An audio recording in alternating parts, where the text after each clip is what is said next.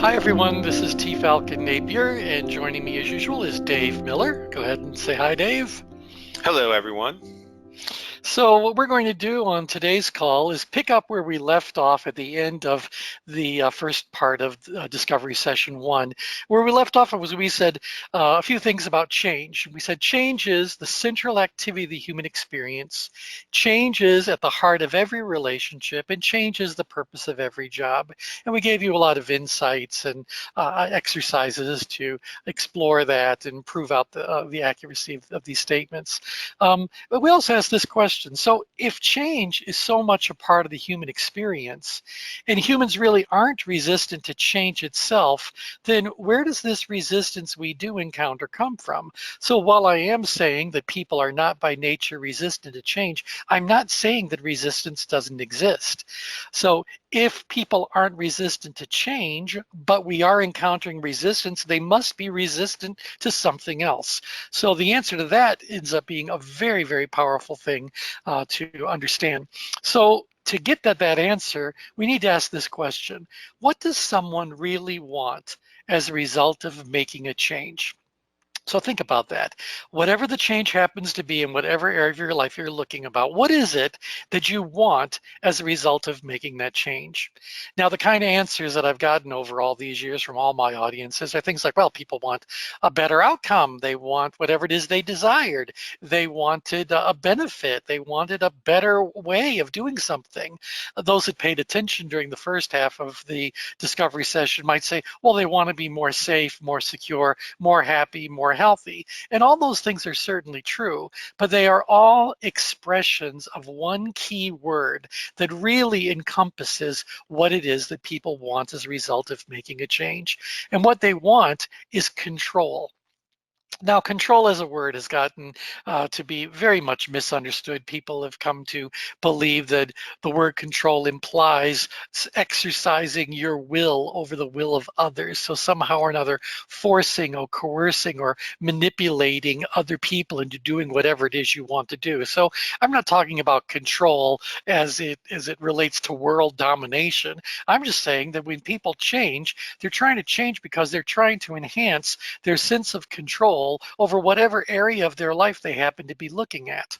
So rather than thinking of control as being a force that's exerted on other people, let's look at another definition of control. And this one right out of the dictionary says that control is the ability to regulate, direct, or influence the outcome of a process or an event.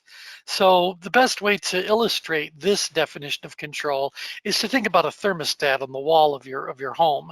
We use the thermostat in order to control the temperature, in order to regulate, direct, or influence the outcome, that is what the temperature is going to be, of a process or an event. So control is about bringing something into balance or into harmony or getting it to match whatever it is that you're hoping to have as it impacts your personal life and the life of those immediately around you. So rather than thinking of control as being this horrible force that's exerted on others, just say, no, I'd like my life to be a little bit more in control. I'd like to be able to control a few more of those things that are feeling a bit out of control. It's really more about me and how I am internally processing and understanding what's going on in the world around me.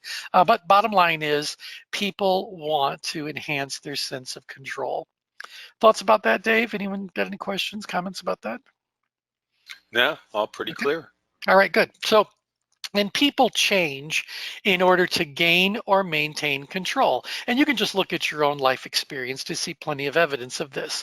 Whenever you have considered making a change in whatever area of your life that might have been, so whether it was about getting an education or doing something to enhance your skill set, you were doing that because you were hoping that as a result of making that change, you would end up gaining a higher level of control over whatever it is that you're looking at, or maintain the control that you've already worked so hard to amass. So the reason why people change is because they see an opportunity to take their sense of control to an even higher level, that is gain control.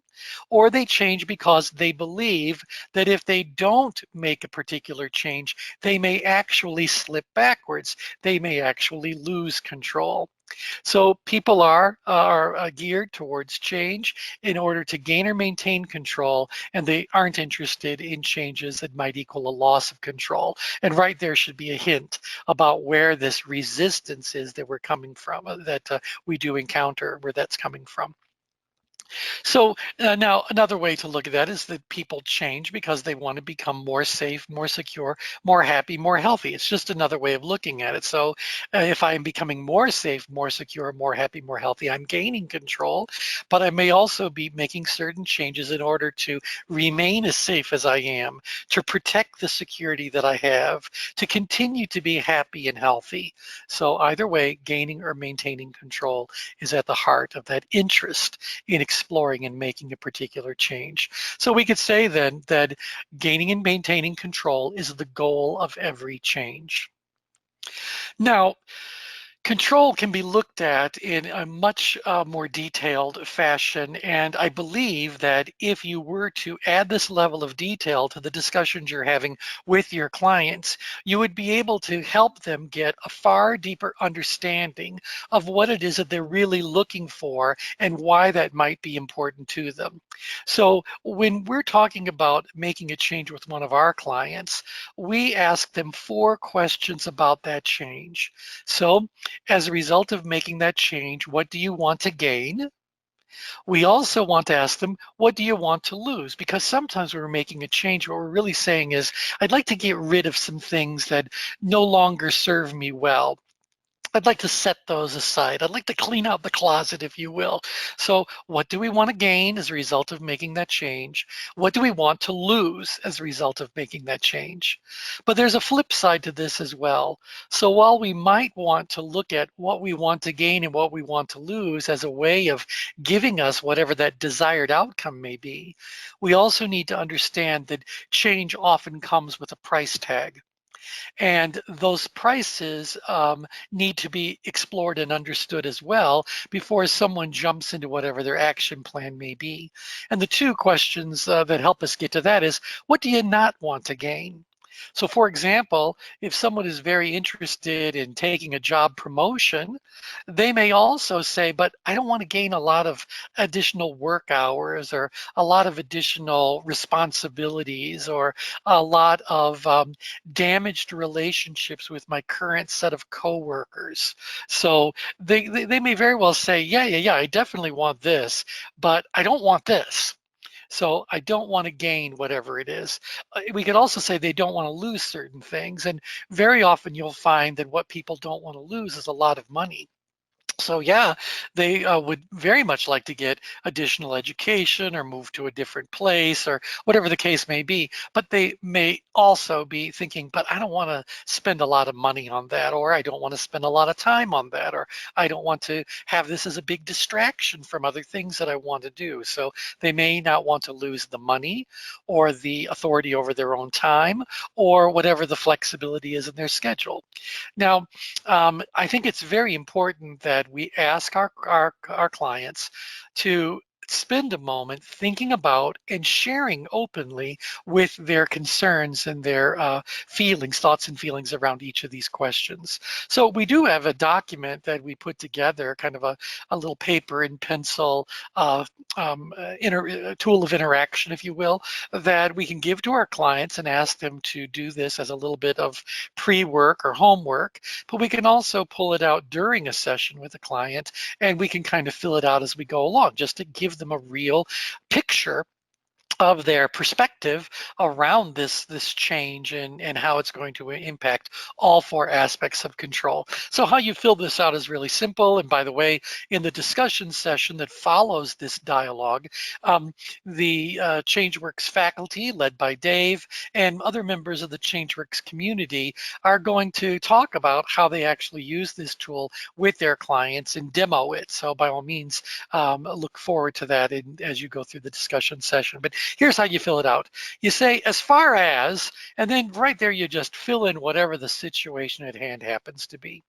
And then you have 4 quadrants here that give them a chance to fill in whatever their details are. So as far as this situation is concerned, I'd like to gain the following things.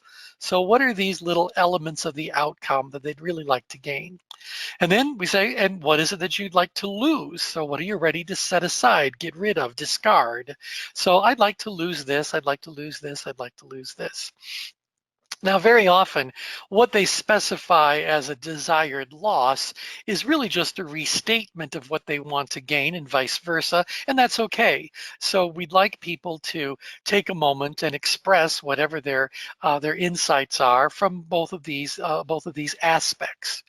We also want to ask them to detail what they don't want to gain. So as far as this situation is concerned, or as far as this goal is concerned, or as far as this outcome is concerned, I don't want to gain, and then let them make a little list of whatever it is they don't want to have invited into their reality. And then the last quadrant is, what do they not want to lose? And so sometimes these are also a restatement of what we had in the other quadrant. So they might say that I don't want to gain a lot of negative relationships with people who have been my peers as a result of making this or taking this promotion.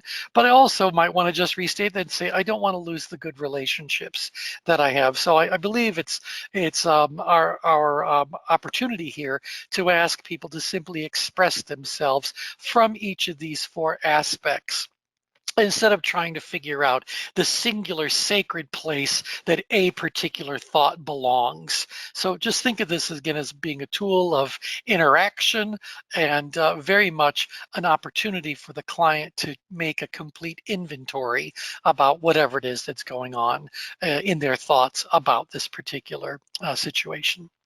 Thoughts about that, Dave? Anything you want to contribute there? Yes, sorry, I was muted there.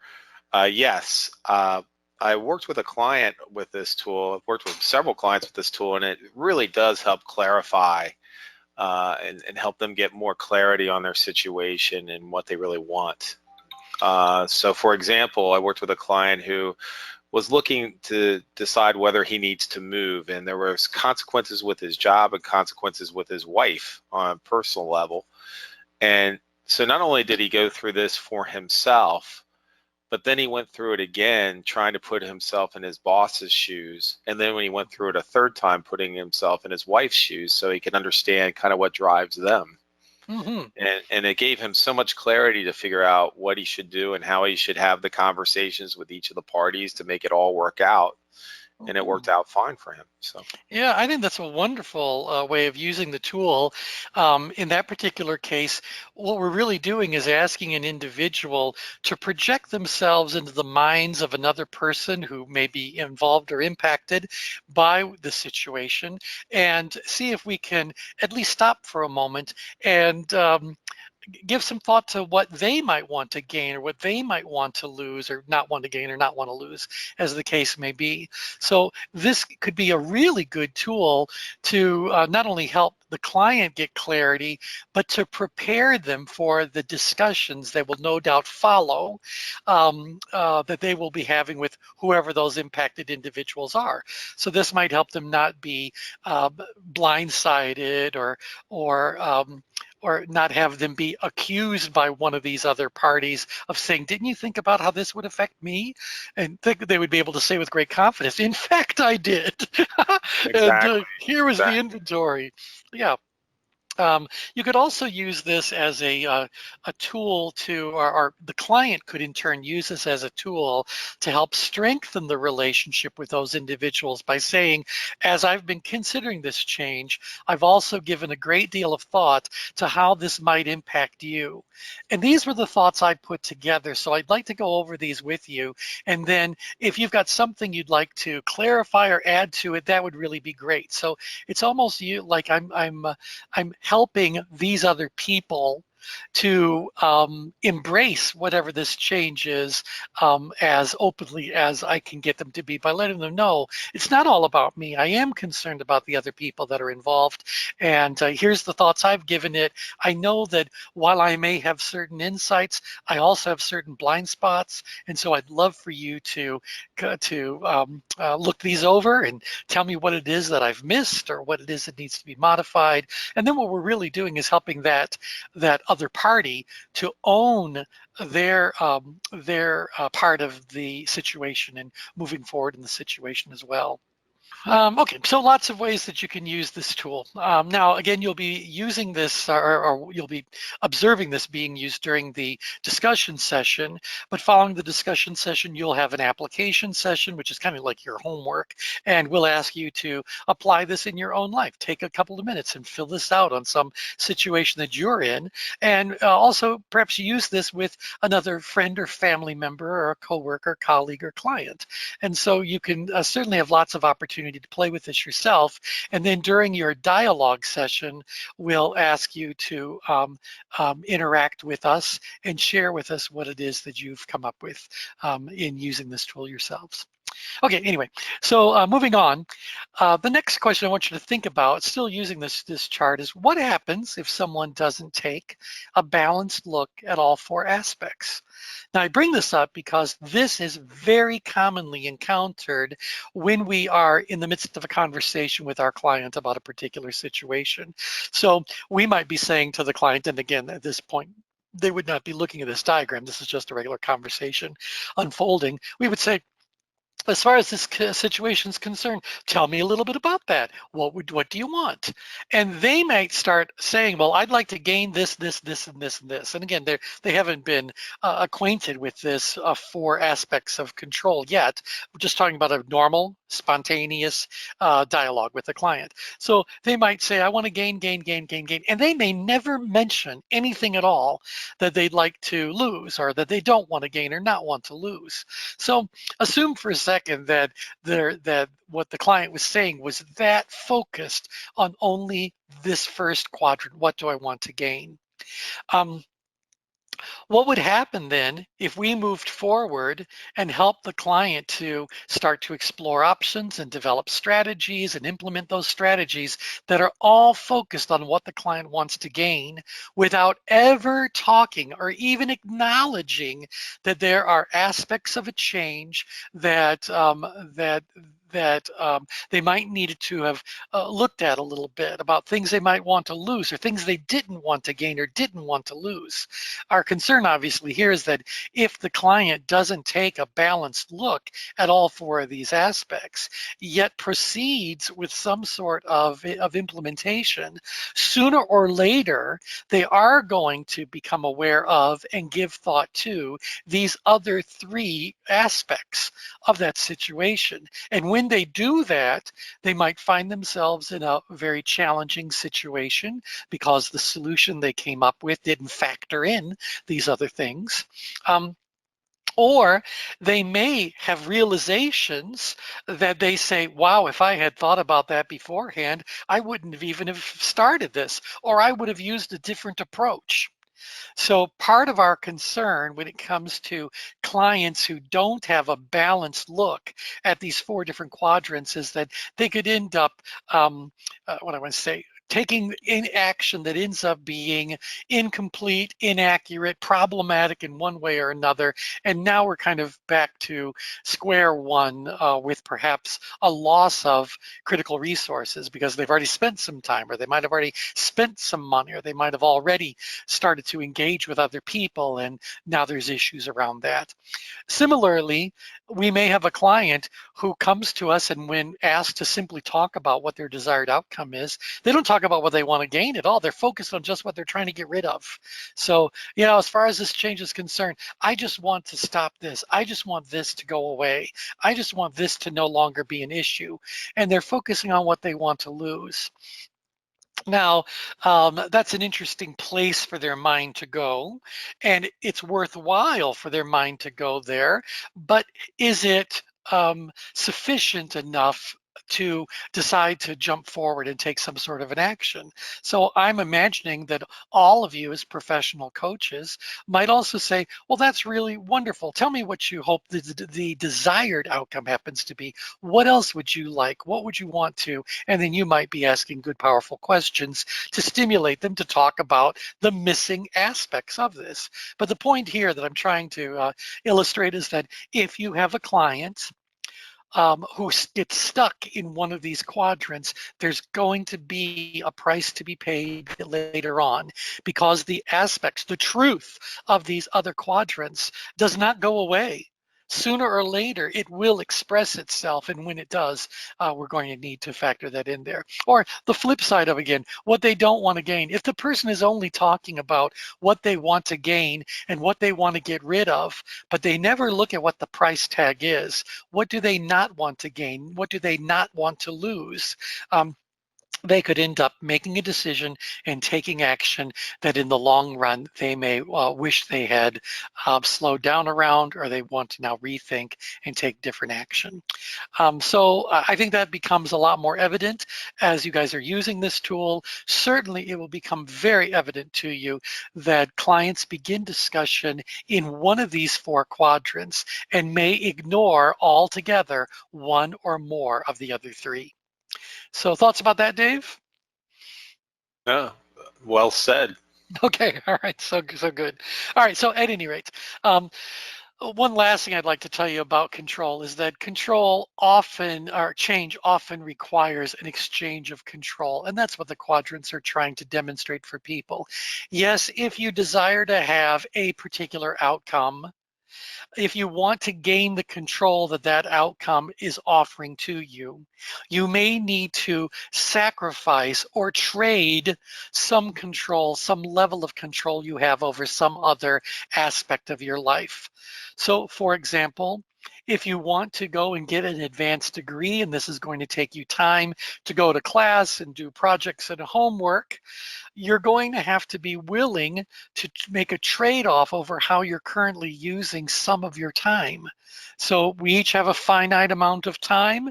If our days are full as it is, and I want to gain something, or I want to add something as time consuming as continuing education, I'm going to have to free up some time from some other way that I'm currently expending it. Obviously, that's one very simple illustration of what this whole exchange of control aspect ends up looking like. Just know that this is also something that's going to need to be talked about, ideally prior to a change being implemented, but sooner or later as they try to implement it, I would hate for the client to say, I never realized how much time this was going to take away from other things that were important to me.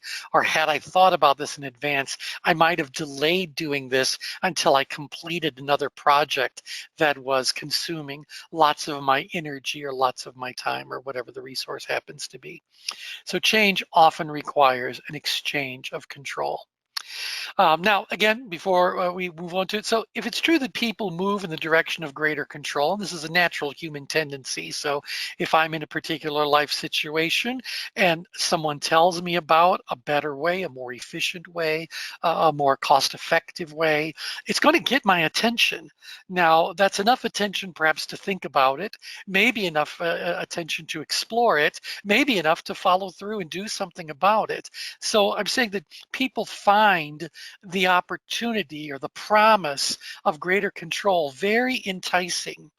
Our concern is that it may trigger an impulsive behavior that gets them to jump to that hint of greater control without really stopping and processing, is that really a better option? Or as far as I've progressed in my current way of doing things, is now the time to abandon ship? Is now the time to course correct, change direction? So we want them to do that. Just know that people are very much enticed by even subtle hints that another way of gaining greater control or maintaining control more effectively is actually out there.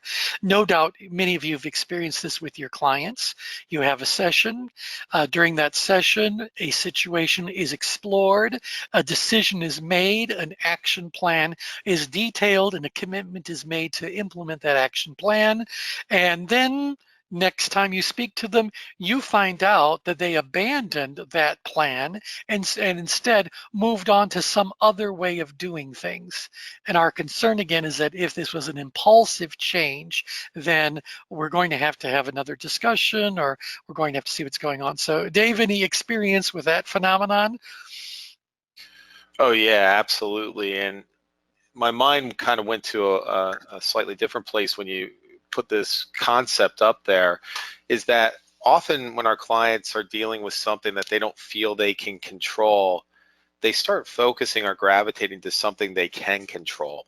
So it could be some area of their life, like a sport or hobby, or could be an addiction even, or like, let me Mhm. play my video games because I can't handle this life problem out there because it feels too big to me, you know? Yep, yep, yep, yep.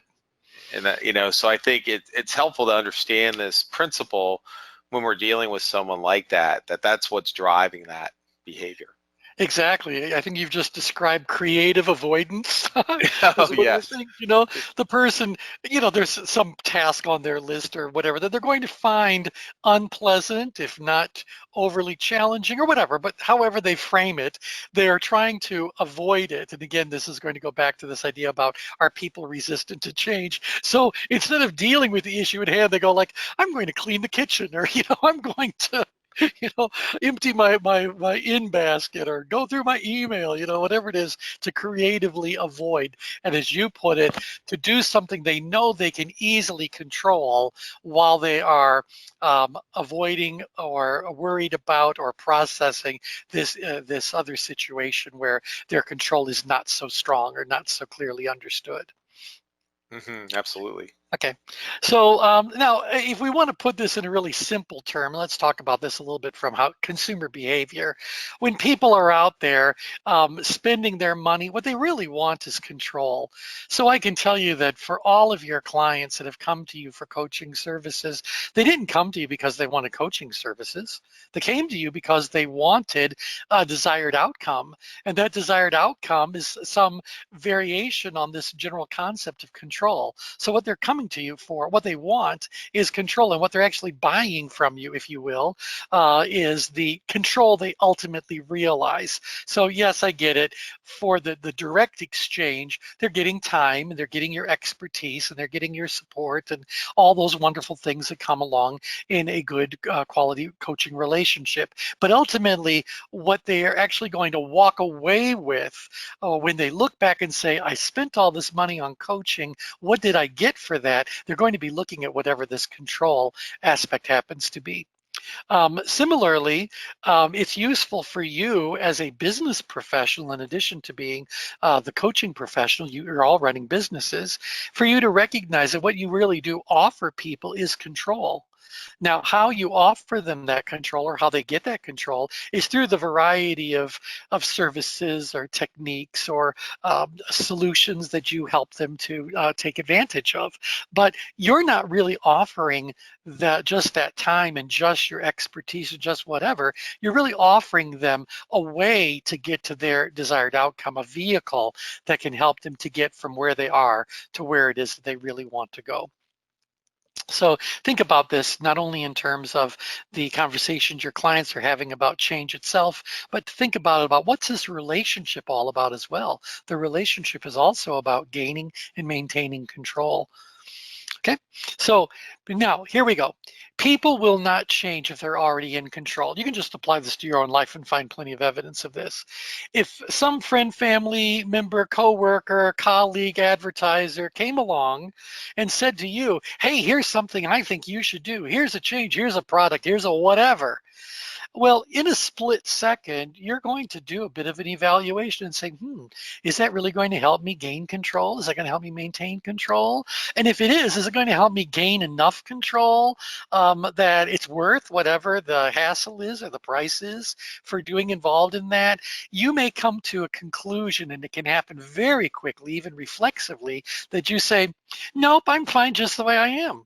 So in that statement, what you're saying is that I'm already in control. So I feel safe enough, I feel secure enough, I'm happy enough, I'm healthy enough. And so, yeah. So what you're also saying to them without doing this verbally is you're saying, I'm not convinced that whatever it is that you're advocating is really going to help me enough to make me want to give the risk to that. See, change always involves an element of risk. So why should I put the control that I already have in jeopardy just to pursue whatever it is you happen to be recommending? And so know that this process is going on. Now, if you were in that mindset and you go, no, I really don't believe I'm going to gain or maintain enough control. In fact, I might even fear that I would lose control as a result of doing whatever you're advocating. Then the absolute smartest, most logical thing for you to do as an intelligent human being is resist whatever it is they're advocating. So I'm not resistant to change itself. I'm resistant to losing control, or I'm resistant to disturbing the control that I already have when I'm not convinced that what it is that you're advocating is going to really, well, deliver something that's worth the hassle. So it's very important that you guys recognize that whenever you encounter resistance from anyone, they don't just reflexively label them as, oh, you know what, humans are resistant to change. No, they're not. Human beings happen to be very good at change. What we're resistant to is losing control. And so maybe to change that situation, we need to help the person better understand their situation and the desired situation, what's going on with all these aspects of control. Maybe that would change it. But right now, that resistance is coming from the fact that they are not convinced that what you are advocating is really going to be worth their while or make any difference that would make it worth the hassle, again, as I said. So anyway, people will not change if they're already in control. Thoughts about that, Dave? I just noticed your language here is that it's all about beliefs. So much of this is based on self-perception, right? So if I Absolutely. perceive control or perceive loss of control, it's very powerful, right? Yeah, well, exactly right. In fact, I'm glad you brought that up because one of the exercises we are giving people for this particular dialogue session is to think about the resistance they routinely encounter at home. And many of the people who are working as professional coaches today are also parents. And that means they've got kids who may or may not be as cooperative as the parents would like. So when that kid is resisting doing something that the parent wants them to do, we have to recognize they're not resistant to change, they're resistant to something else. Somehow or another, this change that I, as the parent, would like them to make is disrupting their sense of control or jeopardizing the sense of control they have right now. So that could apply or help answer a whole lot of the strain that exists between parents and children to really understand what's going on. And that's why we say if you encounter resistance, a very powerful question to ask the individual is, in what way do you think you would lose control as a result of taking my advice or following through on what I've recommended or doing what I've asked or whatever is appropriate for the situation? It can be very interesting when they say, well, I'm busy doing this right now, or I don't want to gain, whatever the case may be. We could get something that's actually usable, workable, something we could actually help them sort through. Yes, Yeah, does absolutely. that apply? Yeah. Oh, Okay. yeah. Yeah.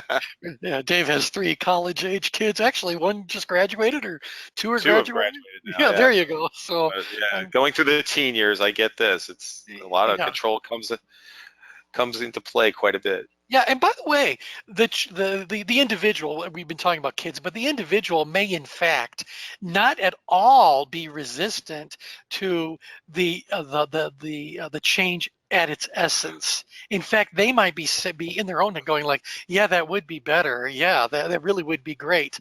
But they're going to resist it, not because of those reasons, but because they don't like the timing of the advice, or they don't like the format that the advice is coming from, or they don't like who is delivering the message.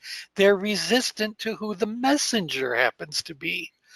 So I wonder how often, going back to parenting, the kid is resisting doing something when mom or dad says, you know, this is something you might want to do, or hey, why don't you, whatever.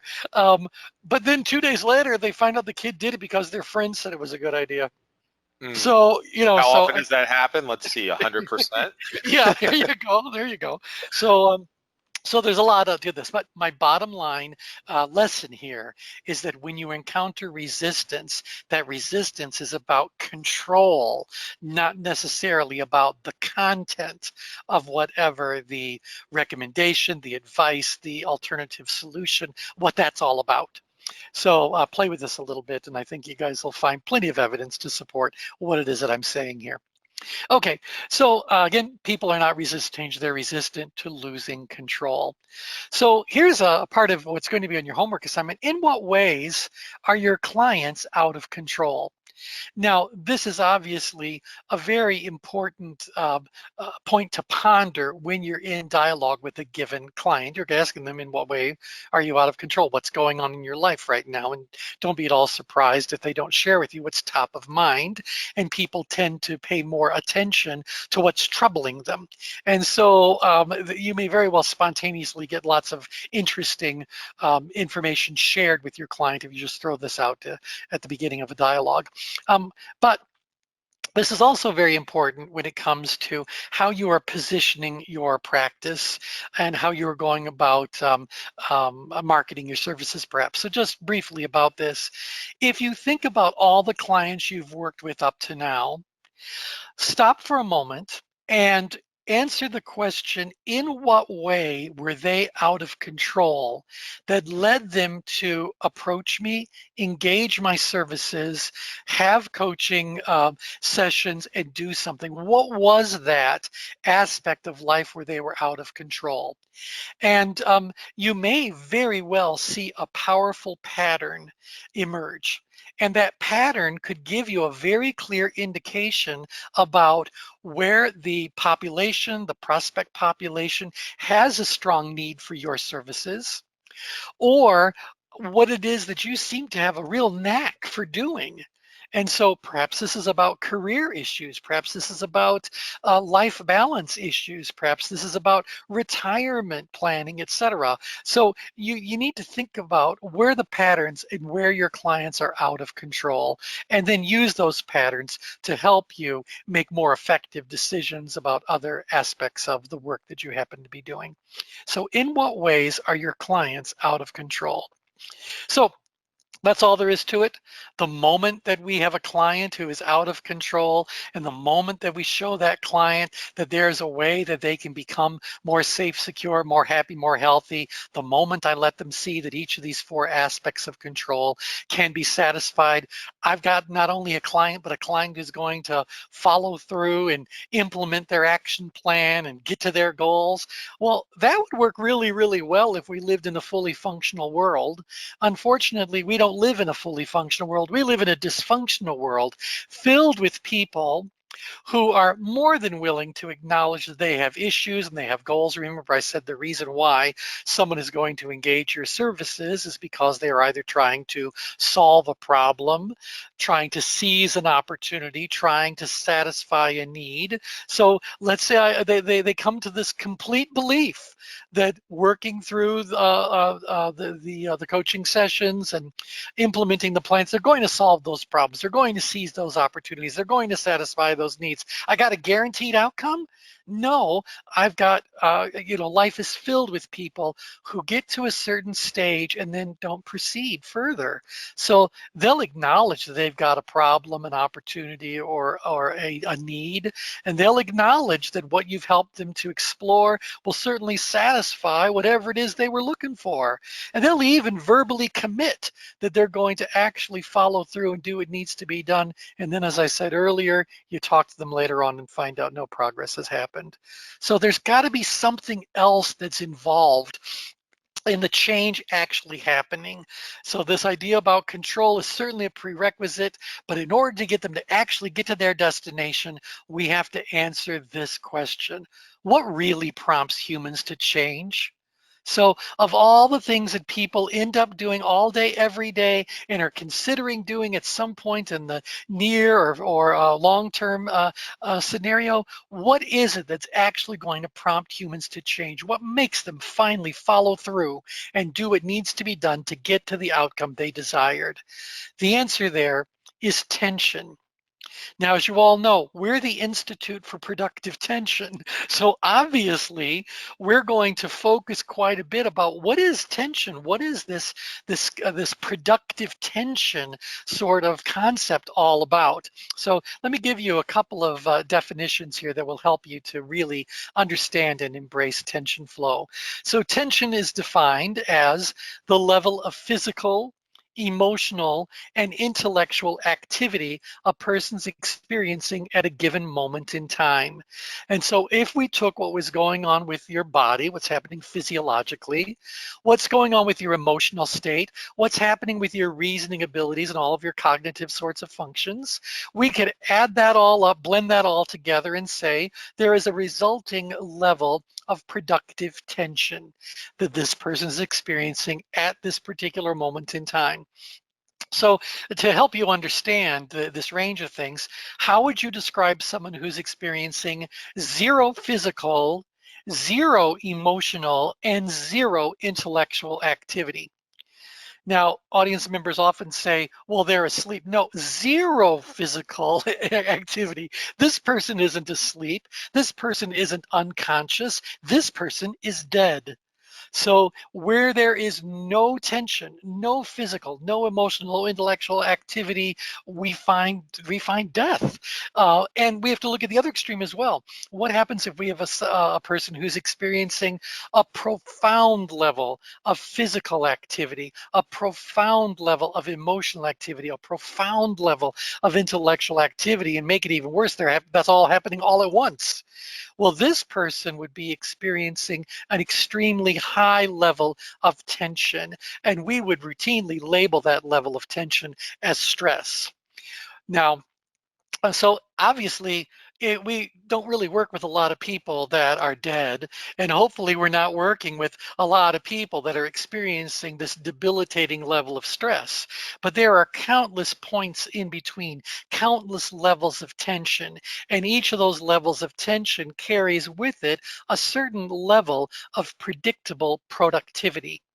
We don't expect someone with zero tension to be productive, and we also don't expect someone who's experiencing a profoundly high level of tension to be productive. In fact, we'll demonstrate that on the diagram in just a second. But here's what you need to know. The tension is the crucial ingredient that ultimately determines what changes will be made and when those changes will take place. So if you have a client who has said all the right things and has done all the right work and verbally made all the commitments but don't follow through, the problem is one of tension.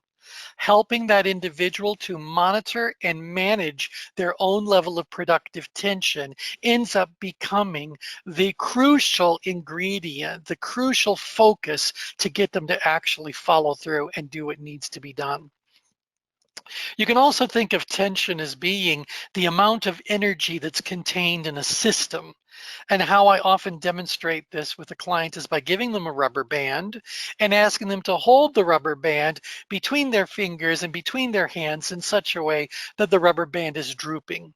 And I ask them, how much tension is in this rubber band right now? And obviously they say, well, none or not much. And I say, okay, now what happens to tension as we start to move the ends of the rubber band further apart?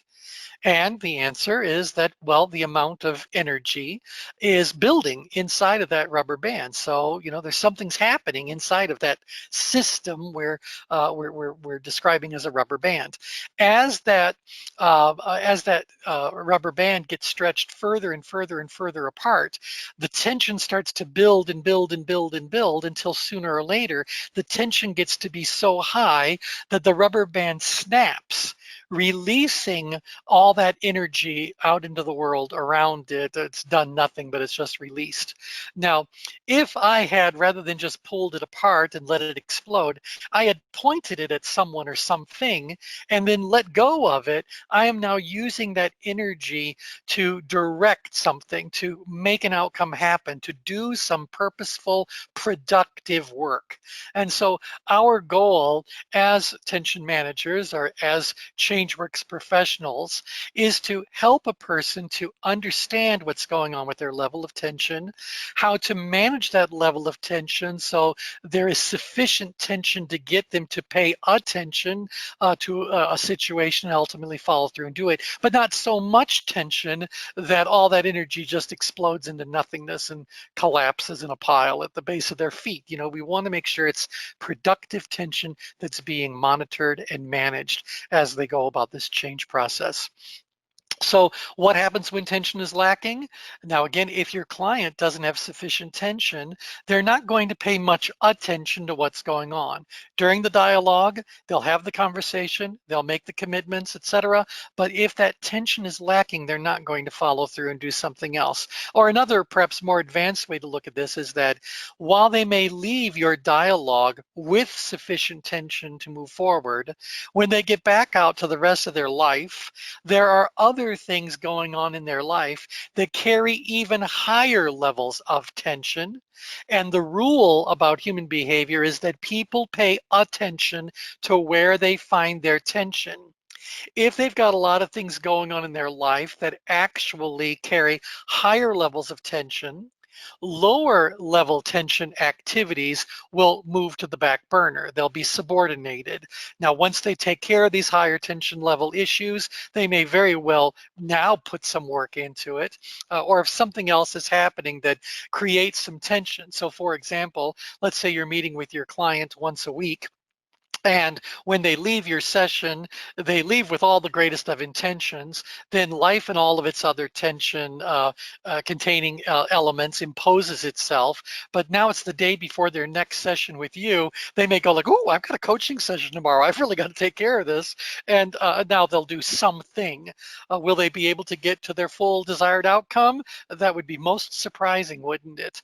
But they may at least say, "Well, you know, I didn't have time to do A, B, C, but I did give some thought to this, or I did do this piece of it, or I did start," whatever it may be. So intention is lacking, productivity is going to be lacking as well.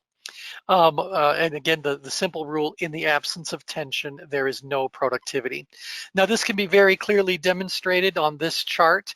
On the lower axis, you see tension ranging from low on the left to high on the right. And on the left, you see the vertical axis with a low productivity on the bottom and high productivity on the top.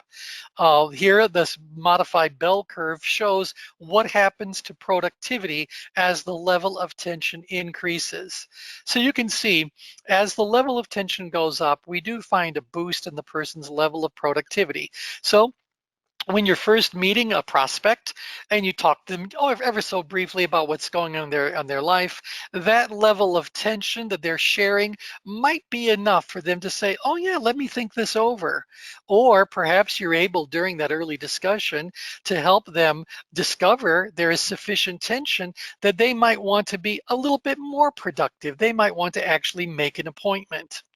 And then as you're working with them during that appointment and having dialogue with them, as they begin to understand their situation and see their desired outcome, or that the control equation, its four aspects, they might go like, "Yeah, this is exactly right. This is really great." Now they want to move on to some sort of a solution. So if during your session you help them to explore and weigh out different opportunities, the level of productivity is getting higher and higher because their level of tension, which can express itself as enthusiasm and excitement, can also be building as well.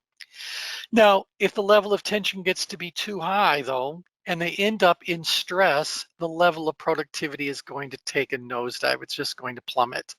So you can see that somewhere along this curve, there is a level of tension that equals maximum productivity. And that's right here on the bell curve.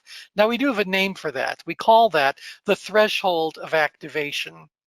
The threshold of activation is the level of tension at which someone will take immediate definitive action. The threshold of activation is a moment where everything clicks from a logical perspective and a feasibility perspective, attention perspective, and the person says, "Yep, I'm going to do this. I'm doing this right now," and they take that immediate action. So, threshold of activation, the level of tension at which someone will take immediate definitive action. Now, countless times throughout your day and the daily lives of everybody else on this planet, people hit their threshold of activation. They do all kinds of things, and it doesn't take much, if any, conscious thought whatsoever. Other times during the day, they are making decisions and they are weighing out certain situations and different aspects of the situation, etc. And they may or may not proceed. They may decide to take more time to look at it in greater detail. They may decide to investigate something further to get even more options and understanding. So there may be enough tension in the situation to keep them somewhat productive or maybe even moving on to the next step, but not enough for them to hit that threshold of activation and complete the task at hand. So just kind of factor this in so that you understand what the threshold is really all about. Okay, now the reminder lesson here is that people pay attention to where they find their tension. There is a direct relationship between tension and attention. If there's a low level of tension, no one's going to pay much attention to it, and you end up on autopilot, not even thinking about what's going on. As the level of tension goes up, it demands more attention, and ultimately, if the tension is high enough, it gets your wholly focused attention on what's going on. So as the last part of this discovery session, what I'd like you guys to do is think about the circumstances under which change actually occurs. Now, whenever someone is considering making a change in any of their area of their life, there are three variables that come into play. Those three variables are logic, feasibility, and tension.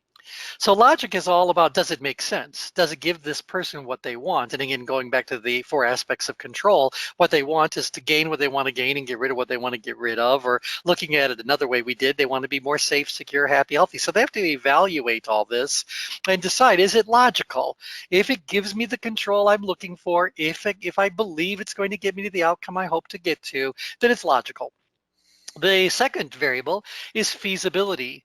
All change requires the availability of certain resources. And whether those resources are about time or money or whatever it happens to be, if I don't have those resources, then feasibility is impacted. Or if I don't have enough of those resources, then feasibility is going to be impacted. So the third variable is tension. As we've just said, people pay attention to where they find their tension. So whatever the situation is, has to stimulate sufficient tension in me in order for me to give it the attention it needs. And ultimately, I need to be at that threshold of activation if I'm actually going to follow through and do whatever it is that needs to be done. So to explore this, what we're going to do is take a look at 5 different scenarios you may encounter with a client. And I want you to answer this question: do you believe the change will occur?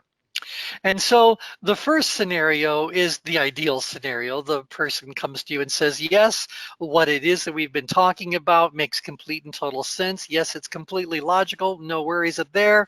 Feasibility wise, I've got all the resources that I need. So no problems with time or money or authority or whatever it is. And tension wise, yeah, I have got plenty of tension for this. I'm excited. I want to get going on this. I want to get going on this now. So we're getting all these threshold of activation sorts of statements coming out of them. What's the result going to be? Well, if the person feels like it's logical, feasible, and they've got enough tension, we predict the result is going to be very strong indeed. So it is just a very predictable situation that when the requirements for logic, feasibility, and tension are all met, the result is the change will occur. Now, as I said, this is ideally the situation, but far more often than not in our work with prospects and even with our work with clients, it's not going to be perfect. So let's see what happens when one or more of these variables is compromised. So we'll look at the next one. The person says to you, well, it's not a perfect situation. I get it. The logic as I look at what I want to gain or lose or whatever, it really isn't perfect. There's some aspects of this that I'm going to have to deal with, or it's going to cost me some time and some money, but so it's not perfectly a perfect match for all the aspects of control, but they're still saying to you, but it makes sense for me to do overall, even though it's got whatever these little issues happen to be around it. So is logic perfect? No, but it's still a good deal of logic is still present there. They're not just operating cluelessly. That being said, feasibility wise, the client says, no, I've got the time, I've got the money, I've got the whatever it is that I need to make it all happen. And yeah, I'm committed to this. I really, really do want this to happen. What will the result be? The result will be, yeah, the person will make this change. Now, is it as likely to occur as the scenario before it? Perhaps not, but this is daily routine life. Very, very rarely do we in fact encounter a change that is going to be perfect in all four aspects. So if I'm going to gain everything I want to gain, I may need to lose control over some other aspect of life, and that's just the price I have to pay. Or if I want to get rid of something, I may need to take on some other responsibility. So I might gain something I really didn't want, but I go like in the big picture, it's still logical for me to do this. So is it perfect? No, but nevertheless, there's enough there. So I'm saying, no, it's not perfect, but here it is. So in our daily life, very, very often, and perhaps far more often than not, we are in these situations where we have to make a trade-off. And so the logic isn't perfect, but it's close. It's close. It makes sense. Now you look at the next scenario, the person says, oh, no, no, no, no, no, the logic is absolutely perfect. It's going to give me absolutely everything I want in all four aspects. In fact, it might even be better than what I had mapped out. That being said, I got a feasibility issue right now. I don't have that time. I don't have that money. I don't have that whatever that's necessary for me to be able to really follow through and do what needs to be done. But you know what? I desperately want this. I need this. So I'm at the threshold of activation, even though there's a feasibility problem. Will the change occur? Will the person move forward? The answer is yes. Now, is it as likely to occur as the scenario before it? No, or the one before that? Absolutely not. But this scenario is where there's a will, there's a way. If the client is in a situation where they perceive themselves as having plenty of logic to do whatever it is that's being discussed, and they find their current situation troublesome enough to bother doing something definitive to change it, that is to say, they're at this threshold of activation, it's amazing how they can rearrange resources in order to put the feasibility issue aside. In fact, we say when we talk about consumer behavior that it's because of this scenario that the credit industry was born. So the whole point of the credit industry is to make something that seems financially unfeasible a bit more feasible. And so perhaps this person can rearrange those resources, call in a favor, set something aside, whatever it is, but find a way to use the resources they do have to allow them to follow through, pay attention to where they're finding their tension, and do this thing that is so logical for them to ultimately do. So maybe a little bit of short-term pain for a long-term benefit is something they very much consider worthwhile. So again, where there's a will, there's a way. Now, no doubt as you think about the clients you've worked with, you can find plenty of situations where the scenarios that I've described so far hold true. So let's see about these next two. The next one, the person says, well, the logic isn't perfect, no mistake about that. And I have a problem with the resources, but I want it. I want it with every fiber of my being. This is so important to me, so exciting to me, so whatever. I'm at that threshold of activation. What do you predict is going to happen? And the answer is this even has a strong chance of the person moving forward. Now, is it the smartest thing for them to have done? Is it anywhere as good as that first scenario? No, but we've got plenty of clients, plenty of friends and family members, and maybe even evidence in our own history where something wasn't thoroughly understood, but still made enough sense to make it compelling. And the feasibility wasn't perfect, but I thought I could rearrange some things, and so I decided to do it. This scenario is impulsive decision making. So it's about hurrying through something. It's about going like, well, the example we give is you come home from the mall and you say, maybe I really shouldn't have bought, this really didn't make sense. Maybe I shouldn't have spent the money, but don't you love it? So there are plenty of people out there who get plenty excited enough to compel them to move forward and do something definitive. But because that logic wasn't really perfect, and because that feasibility wasn't perfect, there's going to be issues that may very well arise later on and make the person wish they had taken some different action or not taken action at all. So nevertheless, look at what the matrix is saying to you. Whenever that level of tension is high enough, when that person is at their threshold of activation, they will predictably move forward, even in spite of the fact that there is a problem with logic or a problem with feasibility. So to prove out how powerful tension is, look at the final scenario. This is when the client says to you, and by the way, this probably happens to you far more frequently than you might imagine. You have a client who's saying to you, well, yeah, it's completely, totally logical. I get it. It's perfect. Yeah. Yeah, great. Feasibility wise, you're saying like, oh no, I've got all the resources that are necessary. There's no worries about time or money or anything else that's involved with all this. But you know what? Right now is just not the time for this. It's like we're going on vacation, or there's XYZ happening in the political climate, or I'm not sure about blah, blah, blah, or I need to check with so and such and such. What are they saying to you? They're saying to you, yeah, logic is fine. Yeah, feasibility is fine. But right now, there's just not enough tension for me to feel compelled to move forward. I don't find the current situation disturbing enough to compel me to do something about it today. And so what's the result going to be? The result is going to be no change. So if you look at our little matrix, you can see that not only is tension one of those three variables, it's actually the controlling variable. Whenever tension is present at a high enough level, that is that threshold of activation, the outcome is going to happen. They will move forward with whatever the next step happens to be, or the final step to whatever the desired outcome was.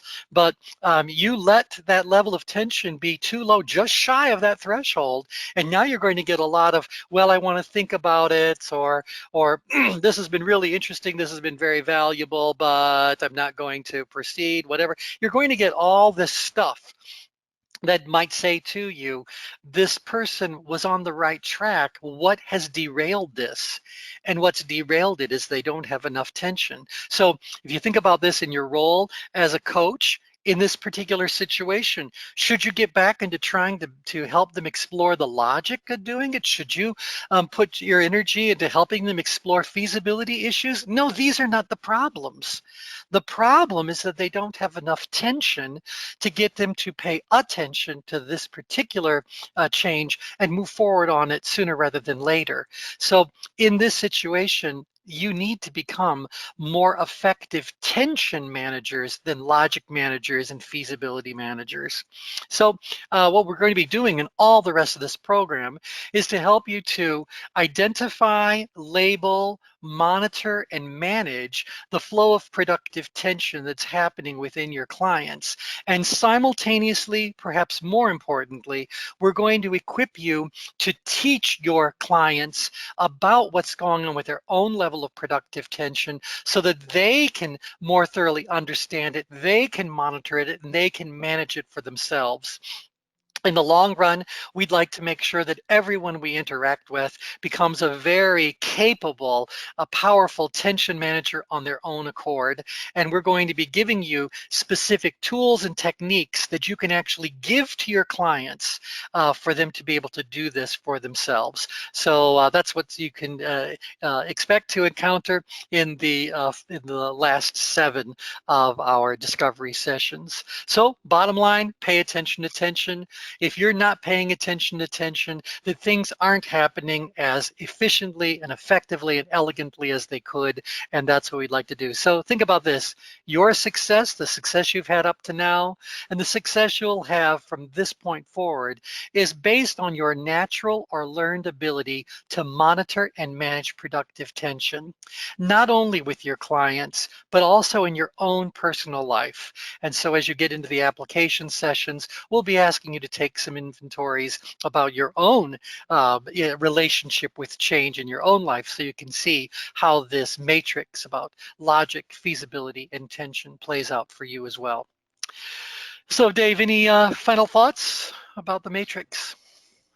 No, it's just a really powerful illustration of how tension is the controlling factor. And uh, when you combine this with all the skills, the coaching skills and philosophies that our students are bringing to the table, it's a really powerful combination. So looking forward to the journey here. Excellent. Good. All right, so everyone, your next step is to listen to the discussion session 1. You'll find that in the Student Resource Center under Dialogue 1. Okay, so with that, thank you all so much for joining in, and we'll talk to you again soon. Take care. Bye, everyone.